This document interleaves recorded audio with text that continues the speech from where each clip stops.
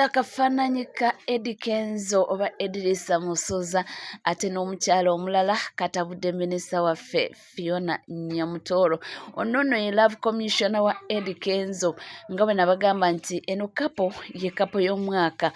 Kkiriza obugaana naye nga omwaka guno gwonna gujja kuba gwabwe kuva olunaku lwe vaayavaayo ne batulangirira nti abantu bano bali mu mukwano. Mbaniriza mwena abali naffe akadde nga kano katusuubire nti buli kimu kiri bulungi ate nga naawe bw'otyo oli bulungi gyebala emirimu gy'enjawulo gyonna gy'otussaako engalo. Oli otya ogamba ki? Weebale kubanga weekuumidde ku Mukoto, that is NCK TV. Gwali eyo nga tona subscribinga ke kaseera obe ng'osubscribinga, ringinga that notification bell, sharinga, likinga, saako n'okubanga oleka comment yo.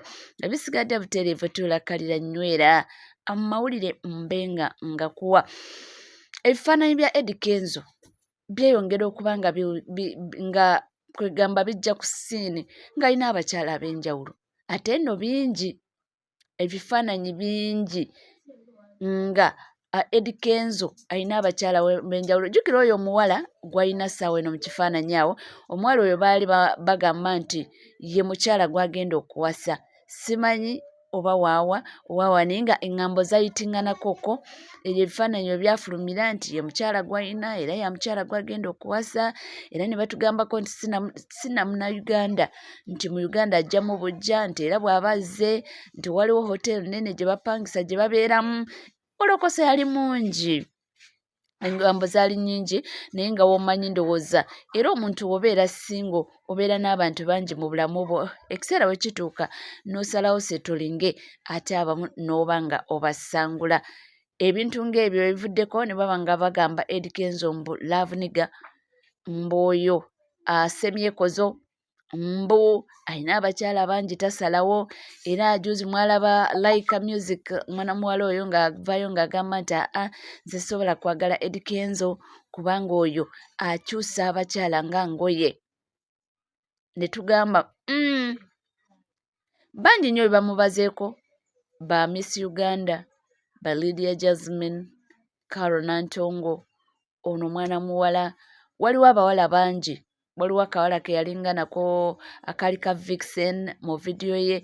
Bawala bangi be bamwogeddeko naye ekyewuunyisa nti ye mu bonna yavaayo n'aba nga alangirira Fiona Nyamutoolo nti ye mukyala we. Meaning mu bangi bonna ababaddewo oba kituufu baali beeyagala oba nedda, ye kati yanywera agamba Fiona Nyamutoolo the Black Beauty nti oyo ye mukyala we. Ebirala byonna bino ebifaananyi bye mugezaako nti okuba nga mufulumya nti oba ali awo mutataganye relationship ye ne Nyamutoolo, agamba nti tekijja soboka kubanga ne Nyamutoolo ye kennyini n'alabika yategeera Eddie Kenzo.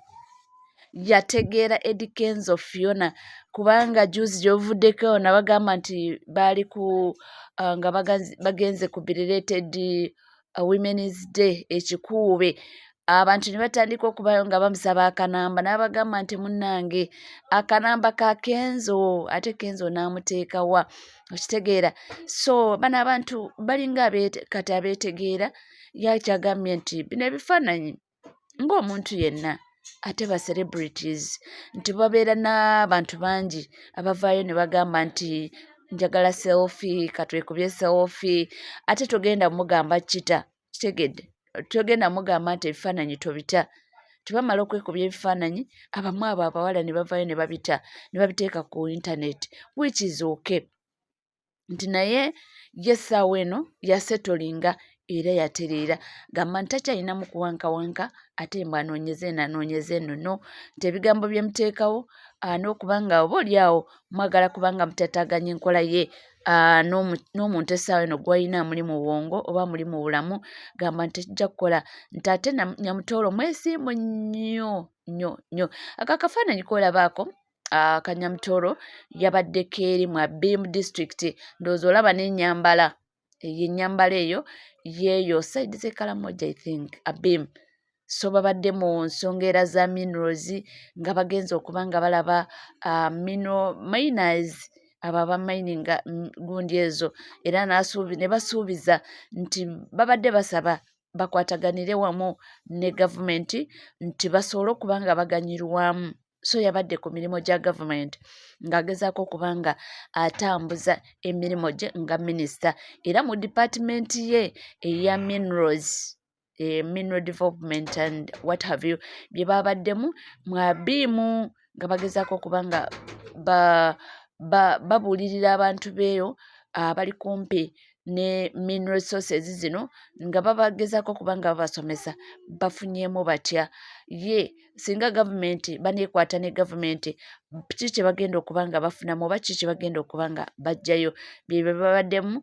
Era naye ennyambala gy'olaba eyo y'ekikalamoja, iva olaba yayambadde bulungi n'ateekako kaniino mu mutwe na wano ku mikono, eyo nnyambala yeeyo okugezaako okuba nga ate afaananira ddala abantu abeemu. Naye ye nga mukyala mugumu nnyo, ate mukyala ayagala Kenzo kikumi ku kinnaakyo.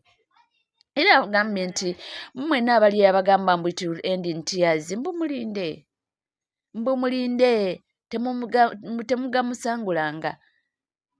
Agambye mulinde, nze mmanyi kyenjagala.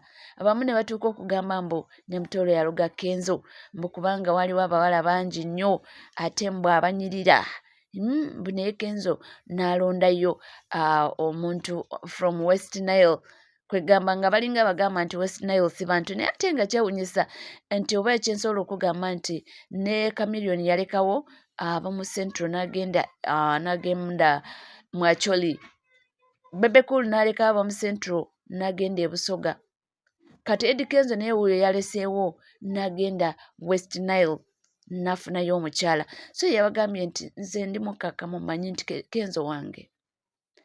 Kenzo wange kubanga nze gye tuvudde ne Kenzo nze amanyiyo, ate olugendo lwaffe mmanyi tujja bbanga tulugusa, nti mwenna balindiridde mbu it will end in tears, mbu leka tulinde, mbu katulinde tulabe, nti naye nze mbakakasa tetulina gye tulaga era tujja kubaawo, tujja kusigalawo. Ate kirungi mwana muwala ono Nyamutoolo ali very social, ssaawa yonna aba asimayiringa, ate ye tosobola kumugya ku mulamwa nti ne bw'aba nga bali mu guruupu bino abaana be basojjasojja biki akuddamu n'esimayiro ennene, era n'akuwa ekyo ky'osinga okuba ng'oyagala owulire, ye Nyamutoolo.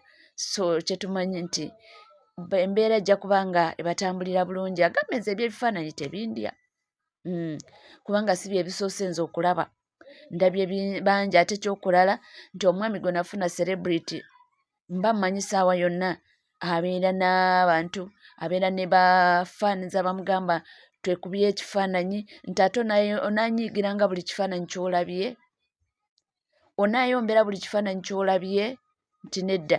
Onaagaana abo abakyala abasaba selfies, nedda. Onaabagaana obagambe nti temuteeka ku social media ebifaananyi ebyo nga muli ne mwami wange, agambye nedda. Nti so mumutunuulire, mubatunuulire laavu yaabwe, nti ebyogamba mbu it will end in tears, agambye kambakakase it won't, nti ffe we tuli nnyo era twazze kulema, tuzze kutuula, nti nze nzize kufumba Fiona, nti mututunuulire mututeekako amaaso aga abiri. Ate West Nailers bafumba, these West Nailers bafumba, era bo tebakirinaamu kizibu singa aba ayagadde omuntu n'amwagala kyenkanyi, obufumbo kugenda mu maaso era banyumirwe. So munnange ebyo si bigambo byange, naye nga nkugamba kimu nti bw'oba oliyo nga tona subscribinga, ke kaseera obe nga osubscribinga ku channel yaffe, ringinga that notification bell, sharinga, likinga, saako n'okuba nga oleka comment. Ebisigadde tukomawo nabyo temuvaawo.